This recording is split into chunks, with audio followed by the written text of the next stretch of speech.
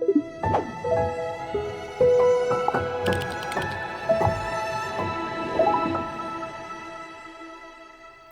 everybody. Welcome to the program God or Chance. Today I have with me Natalie. Hello, Natalie. How are you? Good. How are you? I'm doing well. Can you tell us a little bit more about yourself, where you're from, what служение you do in church?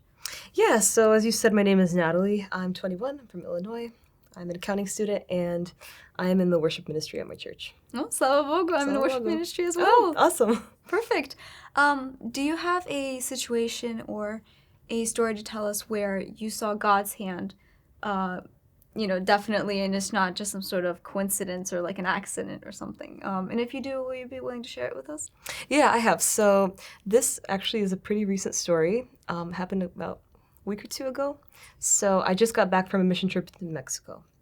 And the specific trip was with a group that was from all over. Basically, we had people from different states.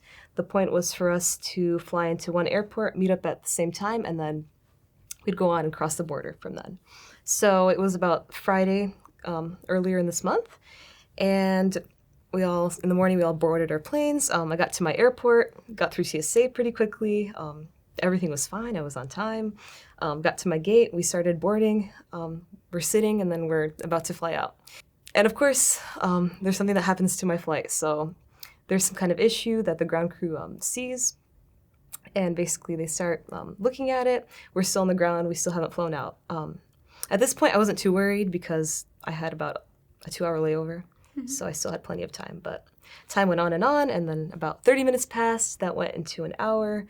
That went to an hour and a half, and, things got pretty stressed. Yeah. Yeah. So basically, they made us deplane. They still didn't find the issue on board, and we basically were still stuck at our original place, at our original airport.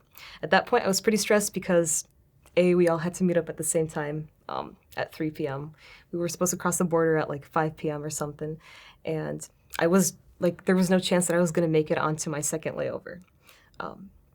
And I was thinking, okay, well, I started praying to God, and I was like, God, please, there's still like that little small time gap.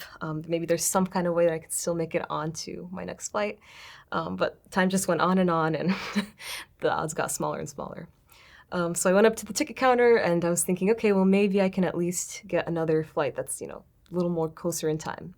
I go up, and I ask the worker. She tells me the next available flight is for 8 p.m.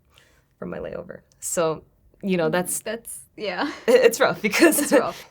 So yeah, it was a little bit rough because there's no way that I'm going to make it on to meet up with the rest of the group. There's no way that I could possibly do that. So I just start worrying and stressing, and I just remember, I just remember praying to God, and I'm like, whatever happens, God, I know somehow you will provide. Somehow you will, find a solution for this. So about 15 minutes later, the issue is fixed on board. We board our flight, and we just fly out to the original layover site. I had friends that were meeting me at that layover that were also going to our final destination, and I told them, just whatever happens, just get on your flight. Just get my bag whenever you arrive to our other airport. So as soon as I land to my layover site, it's about the same time that the other flight should be flying out of with my friends to our final destination.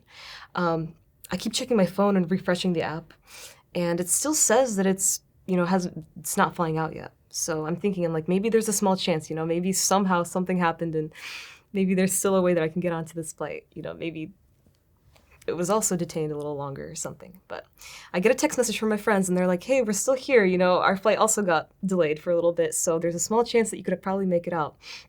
And originally I was in one terminal, and the next gate was in another terminal. So I'm like, okay, maybe I'll make it.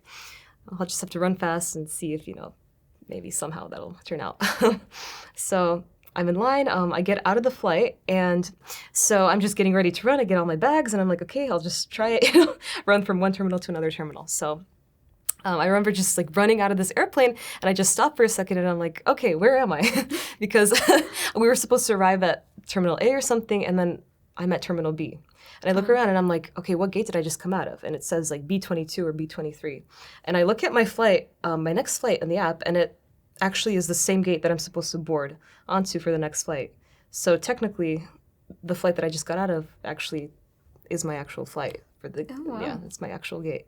And that was super cool because I see my friends just standing over there and they're just like we're all amazed. We all reunite and we're like, how is this possible? Slowpoke. It's awesome because it's just one of those small instances where, you know, nothing seems to be adding up, but even in that you see God's provision. You know, we were able to reunite with the team. We were able to, you know, cross in time, and just in those small details you can really see how God answered his prayers. Everything just actually worked out in the end. Yeah. Slowpoke, yeah. Well, thank you for sharing the crazy, wacky story with us. Yeah, thank you for having me.